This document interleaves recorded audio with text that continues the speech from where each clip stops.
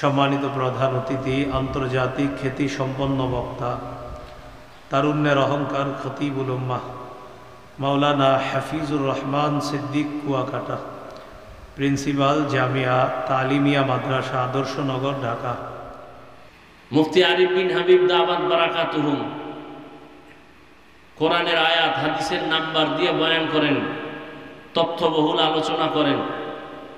খুব ভালো আলোচনা, খুব ভালো, খুব ভালো। এর থেকে আর আলোচনা জমিনে নাই। অথচ শুইনে গিয়ে ফজরে নামাজ পড়লেন না, সারা রাত মোবাইল চালাইলেন, তো এই প্রশংসায় কি হইল? হ্যাঁ, হাফিজুর রহমান সাহেবের অশ্বিনে লাভ নাই। কারটায় লাভ আছে না আছে এটা তো আল্লাহ জিগাইব না। তুমি কতটুকু লাভের কাজ করছো তার হিসাব দাও। তোমার মাইয়ারে কতটুকু লাভে রাখছো না লসে রাখছো, হিসাব রেডি করো। হাফিজুর রহমান কই গেল, আরিফ বিন হাবিব কই গেল, এই জবাব আপনাকে আল্লাহ জিজ্ঞাসা করবেন না, চাইবেন না। আপনার মাইয়া কই গেছে হিসাব দিতে হবে, কড়াই গন্ডায় গলায় পাড়া দিয়ে হিসাব দিন। আপনার ছেলে কই গেছে খবর আসেনি, রাত্র 10টায় বাসায় নাই কেন? হিসাব রেডি করেন।